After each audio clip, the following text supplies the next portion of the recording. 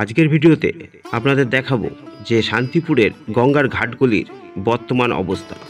গোপাল পুজোর ভাসানের পর সাধারণত এই ঘাটগুলিতে এই গোপালগুলিকে কিন্তু এইভাবে রেখে আসা হয় বা গঙ্গার ধারে সুন্দর জায়গায় বসিয়ে রেখে আসা হয়, কারণ অনেকেই গোপাল ঠাকুরকে কিন্তু জলে ভাসান দিতে চান না।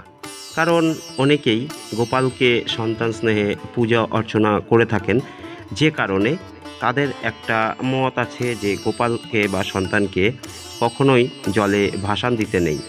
যে কারণে শান্তিপুরের গঙ্গার ঘাটগুলিতে যদি আপনি ভাসানের পরের দিন যান কিংবা ভাসানের দিন যান, দেখতে পাবেন অনেকেই কিন্তু গোপালগুলিকে এই রকমভাবে গঙ্গার ধারে রেখে দিয়ে যান। তারা কিন্তু গোপালকে কখনোই জলে ভাসান দেন না। সেই রকমই একটি চিত্র কিন্তু আজকে তুলে ধরছি এই ভিডিওর মাধ্যমে আপনাদের সামনে। দেখুন, একের পর এক গোপালগুলিকে কিন্তু সুন্দরভাবে এইখানে বসিয়ে গঙ্গার ধারে রেখে যাওয়া হয়েছে। তাদেরকে কিন্তু জলে একটা প্রতিমাকেও কিন্তু ভাসানো হয়নি। কারণ তা তো আপনাদেরকে বললামই, প্রতিটা ঘাটের বা প্রতিটা প্রশাসন ঘাটেরই কিন্তু অবস্থা একই রকম। যে কারণে গোপাল ভাসানের পরের দিন যদি আপনারা যান এই গঙ্গার ঘাটগুলিতে, এবং বহুদিন পর্যন্ত দেখতে পাবেন গোপালগুলি কিন্তু এখানেই বসে আছে। কারণ এটাই এখানকার রীতি। অনেকেই জলে ভাসান দেন না এই গোপাল প্রতিমাকে, কারণ গোপালকে বাচ্চা বা সন্তান স্নেহে সবাই পুজো করে থাকেন।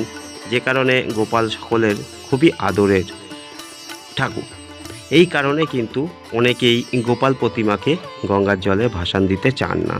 তাই এইভাবে সুন্দরভাবে গোপালকে গঙ্গার ধারে রেখে আসা হয় জলে না ভাসিয়ে। আর এই ঘটনাগুলি শান্তিপুরে কিন্তু দেখতে পাওয়া যায়, কারণ শান্তিপুরের গঙ্গার ঘাটগুলিতে এই রকম অবস্থা, যেটা এখন আপনারা এই ভিডিওতে দেখতে পাচ্ছেন।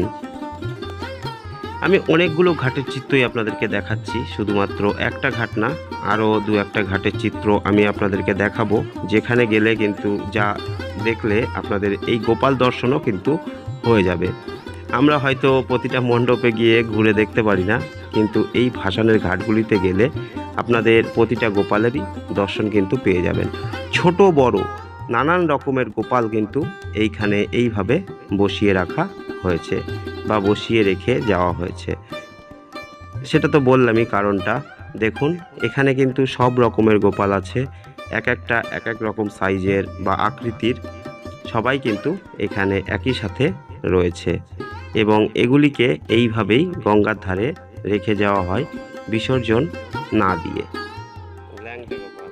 সাধারণত এই রীতিটা শান্তিপুর ধামে দেখাই যায়, কারণ এখানে কিন্তু গোপাল প্রতিমা দেখতেই পাচ্ছেন এইভাবেই কিন্তু চলে আসছে বছরের পর বছর। এটাই কিন্তু এখানকার রীতি। দেখুন, এটা আরেকটা গঙ্গার ঘাট।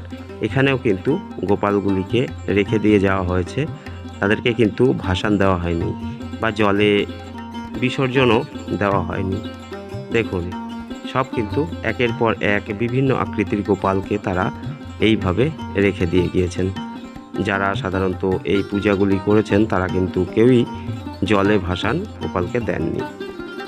সেটাই আমি দেখালাম আজকে আপনাদেরকে এই ভিডিওর মাধ্যমে, এবং কিভাবে গোপালগুলিকে রেখে দিয়ে যাওয়া হয় সেটাও তো দেখতেই পেলেন। দেখা হবে আবার নেক্সট কোনো ভিডিওতে। তা গোপাল পুজোর পরের দিন বা গোপাল ভাসানের পরের দিন কিন্তু শান্তিপুরের গঙ্গার ঘাটগুলি এই রকমই হয়ে থাকে। ভিডিওগুলি যদি ভালো লাগে অবশ্যই একটি লাইক করবেন, এবং যদি এই ধরনের ভিডিও আপনারা দেখতে চান তাহলে অবশ্যই কিন্তু চ্যানেলটি সাবস্ক্রাইব করে পাশে থাকবেন। তাহলে আজকের ভিডিও এখানেই শেষ করছি। দেখা হবে আবার অন্য কোনো দিন অন্য কোনো ভিডিও নিয়ে। ততক্ষণ সবাই ভালো থাকবেন, সুস্থ থাকবেন, এবং দেখতে থাকুন এক্সপ্লোর উইথ গোপাল চ্যানেল। এই চ্যানেলে কিন্তু নানান রকম ভিডিওই আপলোড হয়। চলুন তাহলে, নমস্কার, দেখা হবে আবার পরবর্তী পর্বে।